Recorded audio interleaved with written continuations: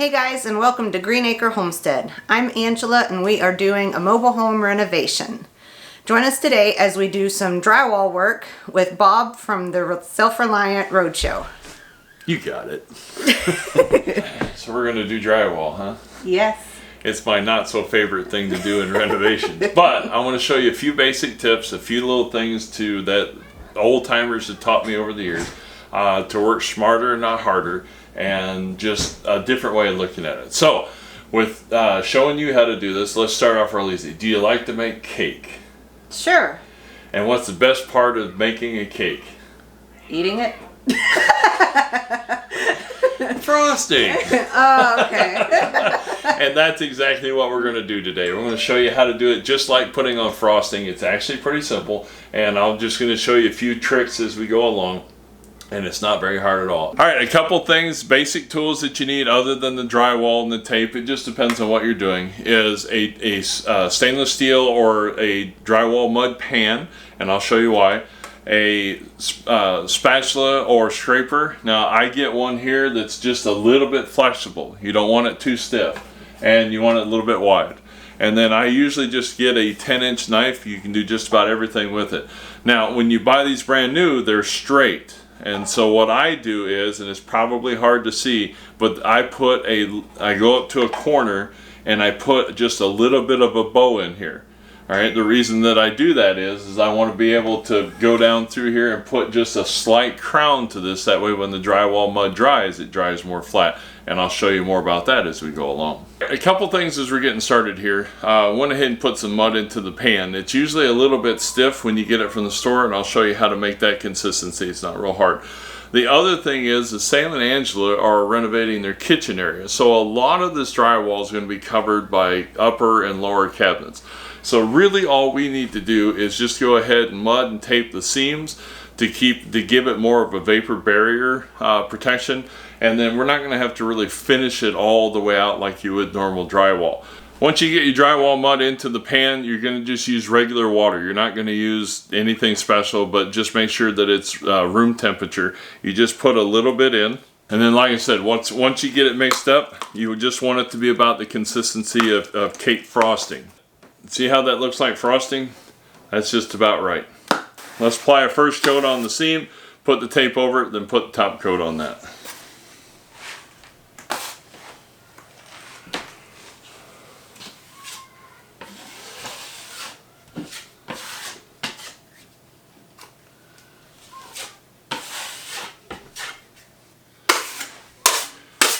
Alright, now that I've got a little bit of mud on here, I'm just using that to stick the tape to the drywall, then I'll even that out.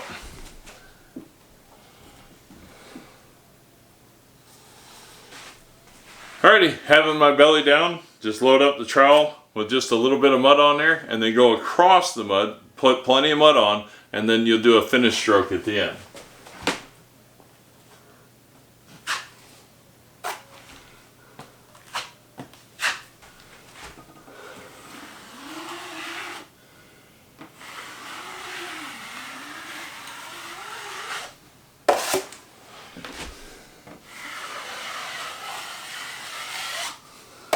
And this last part, what we're going to do is go ahead and cover up the screw and nail holes. A lot of times, this is a great debate among drywallers, whether you use screws or nails. To be honest with you, we've used nails 1,000 times over. People worry about pop outs. It's not whether it's screws or nails, it's the depth of the recess. What you basically want to do is to recess a screw or nail just deep enough that you have a small pocket to fill with drywall mud, but not so deep that it breaks the paper. As long as it doesn't break the paper, you're good. A couple places here where we missed, just take a hammer and use the head flat, create just a small divot, then you'll be able to fill it with drywall mud and everything will be fine. And that's what I'll do for the rest of these. If there's any nails that stick up that hit the scraper as we're going over them, I'll recess those just slightly, and then everything will be good. Then you won't have to worry about pop outs.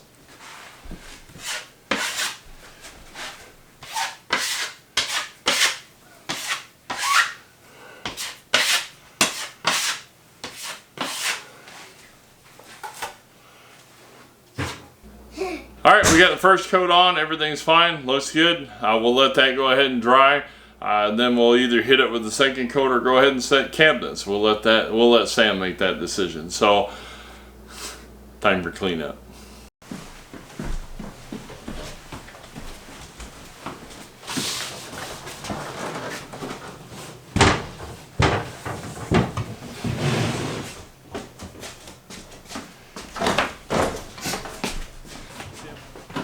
Use it, man hands.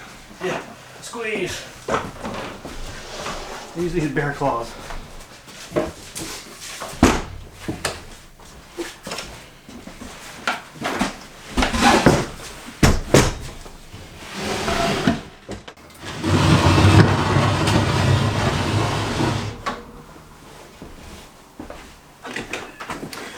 What I'm going to do next, now we have the cabinets roughly put in place, I'm going to go ahead and measure and cut the hole for the pipes that come through for the supply and drain lines of the sink.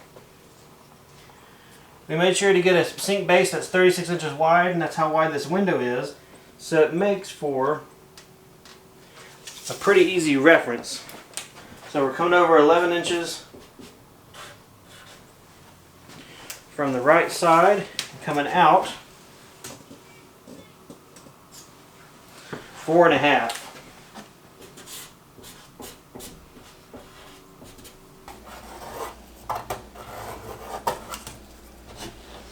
There we go.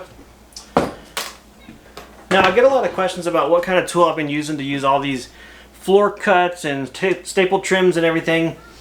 And the tool I use is one I love. I've had this for probably about 6 years. It's a Porter cable oscillating cutoff tool. And the best bits I've found for this project are bimetal carbide tip. I'll put a link to this tool and the bits I use in the description below for anyone who's interested.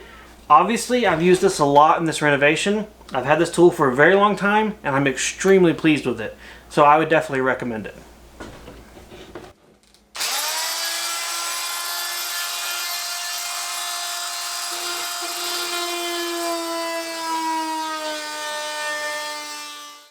It's not a perfect cut shape, but the pipes themselves are not perfect shaped either. I purposely kind of kicked this back corner out because I know my supply lines are on that side and they kind of stick out a little bit. Alright, I'll try tilting it and feeding the supply lines through first.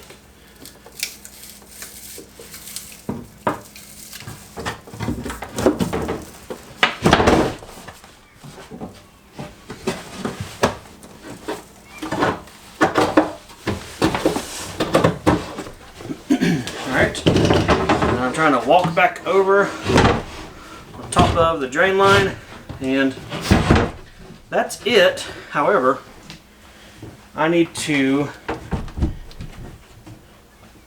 yeah, no, that looks great. Awesome.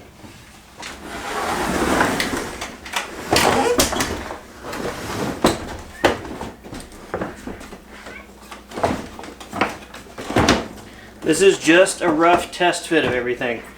This isn't installation time just yet.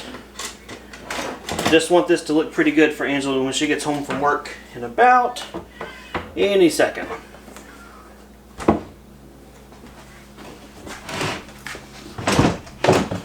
This will also allow us to measure and get a better idea of our countertop requirements.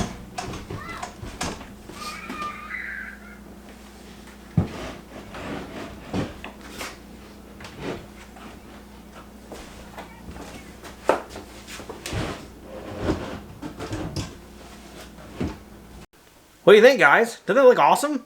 Well, we're due for Angela to get home from work any second now. So, I'll set the camera up, we'll get her first take on it, and see how surprised she is. Alright, ta-da! Woo! Oh, goodness. Go check them out. They're better on the other side. Look, Mommy. Wow. Uh-huh. Look, Mommy. Wow. Yeah. They can turn. Lazy Susan. They can turn. Hey, that's the style like you wanted. Watch your fingers. So what do you think? They're pretty cool? It is. It looks great. Yep. So you got 4 drawers here, Uh-huh. and you got 1 drawer right there next to the stove. Cool. So why did you decide to do the cabinet right here? Instead of leaving it no cabinet there. Yeah. Because at the store, if you bought 5 cabinets, you got 10% discount. That one was pretty much free. Was it really? That's why. That's pretty good. Spend money, save money. I Whatever. can't see. Plus, that's a perfect cabinet for like your baking cookie sheets or whatever they're called. True. And your large spatula cooking utensils can go there. Mm-hmm. And it gives a nice balance. I mean, that's how it kind of was. And otherwise, the stove was kind of like hanging out there by itself. And then that wall cabinet was kind of Hanging. so it anchors that It area does well. hang. Yeah, good. Yeah. So nothing's locked down, nothing's in place. It's just kind of set here. I did cut the hole for the water line and drain line, but that's it. The wall's got a little bit more drying to do with the joints, so I got it pulled off the wall a little bit there. Okay. But we definitely want to get it together for you, so you can see it when you got home from work. Well, it's wonderful. It's a great surprise to come home to. We've been throwing around some ideas on what to do for countertops. We'll probably look on Pinterest and see what ideas we can get, but we'll keep you guys posted. Thanks guys for coming along as we did some spackling and got our cabinets. We'll see you guys next time. Bye.